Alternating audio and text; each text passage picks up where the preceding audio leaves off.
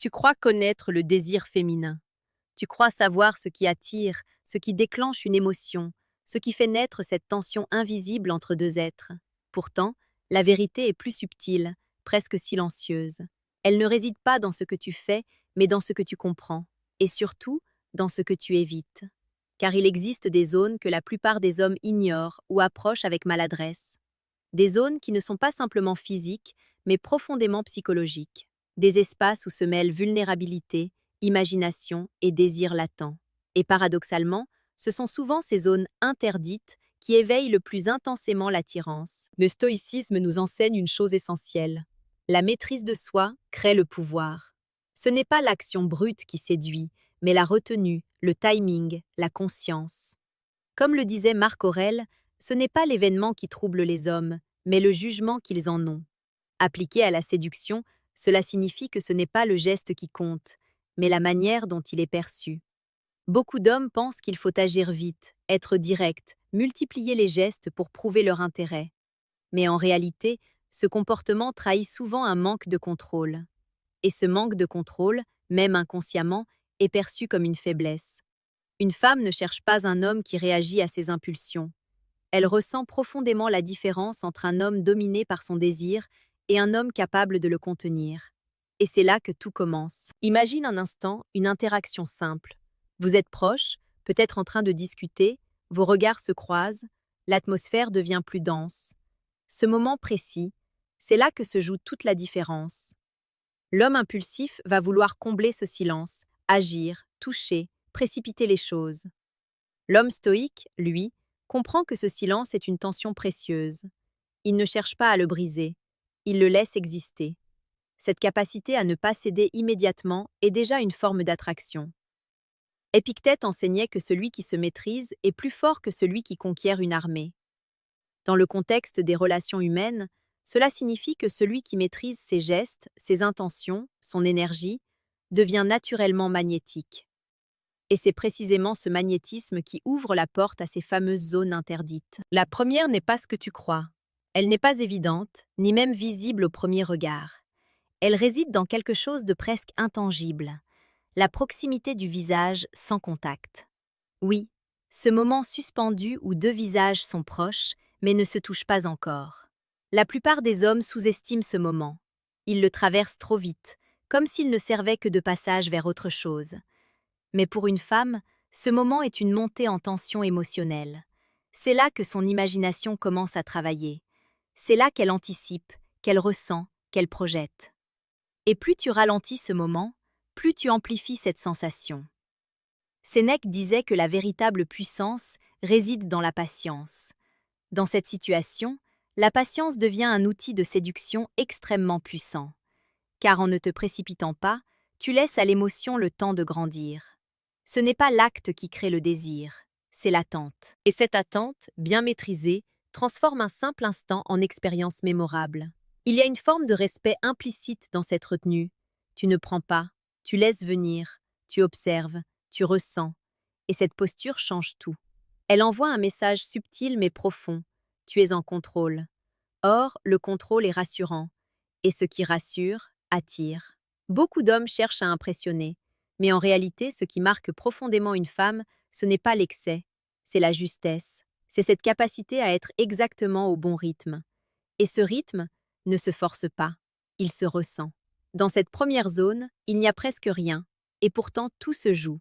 Un regard soutenu, une respiration légèrement plus lente, une présence calme. Tu ne fais pas grand-chose, mais tout devient plus intense. C'est là que la psychologie féminine révèle toute sa complexité. Ce qu'elle ressent ne vient pas uniquement de ce que tu fais, mais de ce qu'elle imagine que tu pourrais faire, sans que tu le fasses encore. Et cette différence est fondamentale. Car un homme qui agit immédiatement coupe court à cette imagination. Il ferme la porte trop vite, alors qu'un homme qui laisse cette tension exister ouvre un espace beaucoup plus profond. Marc Aurèle écrivait que l'âme devient teintée de la couleur de ses pensées. En laissant le temps à ses pensées de se développer, tu influences directement la profondeur de son ressenti. Ce n'est donc pas une question de technique, c'est une question de présence. Et cette présence, peu d'hommes la maîtrisent réellement. Ils sont souvent ailleurs, dans leur tête, dans leurs attentes, dans leurs besoins de validation. Mais celui qui reste ancré dans l'instant devient différent, il devient rare, et ce qui est rare attire naturellement. Maintenant, il y a une chose que tu dois comprendre profondément. Cette première zone n'est pas un objectif. Ce n'est pas un moment à atteindre. C'est une conséquence naturelle d'une certaine attitude. Tu ne peux pas la forcer. Tu peux seulement créer les conditions pour qu'elle apparaisse. Et ces conditions reposent sur trois éléments invisibles: la maîtrise, la lenteur et la conscience. Sans cela, tout devient mécanique, prévisible et donc sans impact. Mais lorsque ces éléments sont présents, même le silence devient puissant. Et c'est dans ce silence que naît le désir le plus subtil. Ce qui rend cette première zone si particulière, c'est qu'elle ne dépend d'aucun geste spectaculaire. Elle repose sur une compréhension fine de l'instant. Et lorsque tu maîtrises cet instant, tu entres dans une autre dimension de l'interaction. Une dimension où chaque détail compte, où chaque micro-expression devient un signal, où le non-dit prend plus de place que les mots eux-mêmes. Mais il existe une autre zone, plus discrète encore, presque invisible pour un regard inattentif. Une zone que peu d'hommes considèrent, et pourtant, elle est profondément liée au sentiment de connexion. Il s'agit de l'espace entre le regard et l'émotion. Ce moment précis où une femme te regarde, non pas pour voir, mais pour ressentir. La plupart des hommes soutiennent un regard comme un défi ou l'utilisent comme un outil de domination. Ils cherchent à prouver quelque chose, à imposer une présence. Mais cette approche crée une tension rigide, presque froide. L'homme stoïque, lui, ne cherche pas à gagner un regard. Il le reçoit. Il ne fixe pas, il accueille.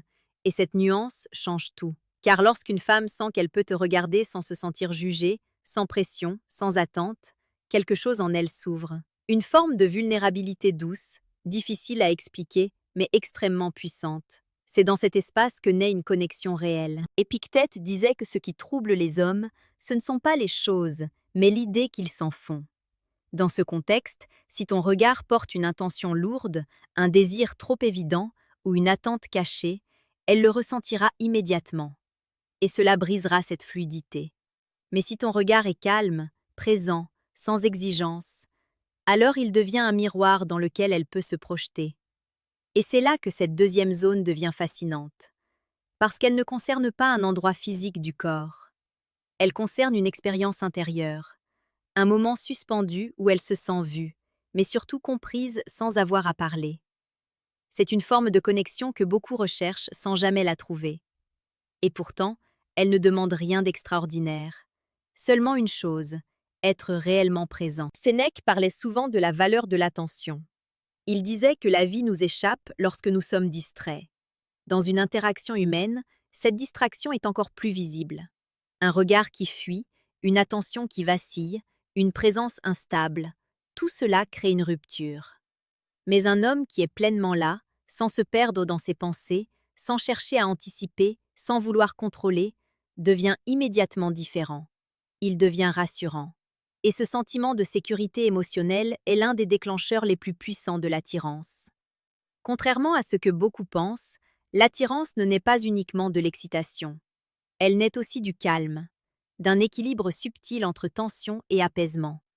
Et cette deuxième zone incarne parfaitement cet équilibre, car dans ce regard, il y a à la fois une intensité et une douceur, une présence et un espace. Et c'est cet espace qui permet à l'émotion de circuler. Beaucoup d'hommes parlent trop, agissent trop, veulent trop. Ils remplissent chaque silence, chaque moment, chaque interaction, mais ils ne laissent jamais de place à ce qui est invisible. Or, ce qui est invisible est souvent le plus puissant. Marc Aurèle écrivait que la qualité de ta vie dépend de la qualité de tes pensées. Dans une interaction, cela signifie que la qualité de ta présence influence directement la qualité de l'expérience partagée. Si ton esprit est agité, ton énergie le sera aussi, et elle le ressentira. Mais si tu es calme, centré, ancré, alors tout devient plus fluide, et cette fluidité est irrésistible. C'est dans cette zone que se crée une forme d'intimité silencieuse, une intimité qui ne dépend pas du temps passé ensemble, mais de la qualité du moment partagé. Un simple échange de regards peut parfois en dire plus que des heures de conversation. Mais encore une fois, cela ne peut pas être simulé. Tu ne peux pas faire semblant d'être présent, tu dois l'être réellement. Et cela demande un travail intérieur, un travail que le stoïcisme enseigne depuis des siècles. Apprendre à observer sans réagir, à ressentir sans se laisser emporter, à être là sans vouloir ailleurs. Ce n'est pas seulement une compétence sociale, c'est une discipline personnelle. Et cette discipline se ressent immédiatement. Elle se voit dans ta manière de parler, de bouger, de regarder. Elle se voit dans ton calme. Et ce calme devient une force. À ce stade, quelque chose a déjà changé dans la dynamique. Tu n'es plus simplement un homme qui interagit. Tu deviens une présence qui influence. Sans effort apparent, sans stratégie visible, juste par ta manière d'être. Et c'est précisément cette absence d'effort qui crée le plus d'impact, car elle est rare, très rare. Maintenant, il reste une troisième zone, la plus mal comprise, la plus souvent négligée, et pourtant, celle qui peut créer une empreinte durable. Mais pour la comprendre, tu dois d'abord accepter une idée simple. Le désir ne se force jamais, il se cultive. Et celui qui comprend cela n'a plus besoin de courir après, il attire naturellement. Et c'est ici que tout se joue réellement. La troisième zone n'est pas celle que l'on imagine en premier. Elle n'est ni évidente, ni spectaculaire. Elle se situe dans un espace que beaucoup d'hommes ignorent complètement, parce qu'il demande une chose rare, la sensibilité. Il s'agit de la zone émotionnelle après l'instant. Oui, ce moment précis qui suit une interaction forte. Ce moment où tout semble retomber, où le silence revient, où chacun retourne légèrement en soi-même. La majorité des hommes commettent une erreur à cet instant. Ils pensent que tout est déjà joué, que l'essentiel s'est produit. Alors ils relâchent leur attention, ou pire, ils cherchent à en faire trop pour prolonger artificiellement l'instant. Mais c'est justement là que réside la subtilité, car pour une femme, ce moment après est tout sauf vide. Il est rempli de sensations, de pensées, d'interprétations. C'est là qu'elle donne du sens à ce qu'elle vient de vivre. Et si tu es encore pleinement présent à cet instant, alors tu entres dans une dimension beaucoup plus profonde. Sénèque disait que ce n'est pas ce que nous vivons qui nous marque, mais la manière dont nous l'intégrons. Dans une interaction, cela signifie que l'émotion ne s'arrête pas au moment lui-même, elle continue après. Et c'est dans cette continuité que se crée l'empreinte. Imagine, le moment vient de passer. Il y a un léger silence, un calme, rien d'extraordinaire en apparence. Mais au lieu de t'éloigner mentalement, au lieu de casser cette atmosphère, tu restes. Pas physiquement seulement, émotionnellement. Tu ne te précipites pas vers autre chose. Tu ne changes pas brusquement d'énergie. Tu ne fais pas comme si rien ne s'était passé. Tu assumes ce moment, avec simplicité, avec calme, avec maîtrise. Et cette attitude a un effet profond, parce qu'elle envoie un message silencieux. Tu es stable. Tu n'es pas emporté par l'instant. Tu ne fuis pas non plus. Tu restes aligné. Et cette stabilité est extrêmement rare. Marc Aurèle rappelait que l'homme fort est celui qui reste égal à lui-même, quelles que soient les circonstances. Dans ce contexte, cela signifie que ton énergie ne doit pas dépendre du moment. Tu es le même avant, pendant et après. Et c'est précisément cette cohérence qui crée la confiance. Or, la confiance est le socle de toute attirance durable. Beaucoup cherchent à créer des moments forts, mais peu savent les prolonger intérieurement. Peu savent laisser une trace. Et cette trace ne dépend pas de ce que tu fais. Elle dépend de ce que l'autre ressent après. Si après ton passage, il reste une sensation de calme, de profondeur, de sécurité, alors tu as marqué bien plus que tu ne l'imagines. C'est cela, la véritable influence. Invisible, silencieuse, mais durable. Épictète enseignait que ce qui dépend de nous, ce ne sont pas les événements, mais notre manière d'y répondre. Dans cette troisième zone, ta réponse est simple. Tu ne cherches pas à contrôler ce qui vient de se passer. Tu l'acceptes. Tu le laisses vivre. Et tu restes centré. Cette capacité à ne pas s'accrocher, à ne pas vouloir prolonger à tout prix, est paradoxalement ce qui donne le plus de valeur à l'instant. Parce que cela montre que tu n'es pas dépendant. Et l'indépendance émotionnelle attire naturellement. À ce stade, tu comprends que ces trois zones n'ont rien à voir avec des gestes techniques. Elles sont liées à une manière d'être, une manière de ressentir, une manière de se maîtriser, la proximité sans précipitation, le regard sans pression, et la présence après l'instant. 3 dimensions invisibles, mais profondément ressenties. Et lorsque tu les maîtrises, quelque chose change définitivement dans ta manière d'interagir. Tu ne cherches plus à impressionner, tu n'essaies plus de provoquer, tu deviens simplement juste. Et cette justesse est rare. Elle ne crie pas, elle ne force pas, mais elle marque profondément. C'est exactement ce que le stoïcisme nous enseigne depuis toujours. Ne pas courir après ce qui est extérieur, ne pas dépendre de ce qui n'est pas sous notre contrôle, mais cultiver une force intérieure, stable, calme, consciente. Et cette force, lorsqu'elle s'exprime dans les relations humaines, devient une forme de charisme silencieux. Un charisme qui ne repose pas sur l'apparence, mais sur la présence. Un charisme qui ne s'impose pas, mais qui s'imprime. Petite parenthèse, les amis, j'ai créé un manuel complet sur la séduction stoïque. Il t'apprend comment parler avec maîtrise pour créer une vraie attraction. Le lien est en première ligne de la description. On continue. Si tu es encore ici, c'est que tu ressens qu'il y a quelque chose de différent dans cette approche, quelque chose de plus profond, de plus vrai. Et si ce type de contenu t'aide à voir les relations autrement, alors tu sais déjà ce qu'il te reste à faire. Pas pour me faire plaisir, mais pour continuer à évoluer. Parce que comprendre, c'est bien. Mais incarner, c'est autre chose. Et ceux qui incarnent réellement ces principes ne deviennent pas seulement plus attirants. Ils deviennent plus libres, plus calmes, plus solides. Et dans un monde où tout va vite, où tout est bruyant, où tout est superficiel, cette solidité est une richesse immense. Alors ne cherche pas à aller plus vite, cherche à aller plus profondément. Parce qu'au final, ce n'est jamais celui qui agit le plus qui marque le plus, c'est celui qui comprend.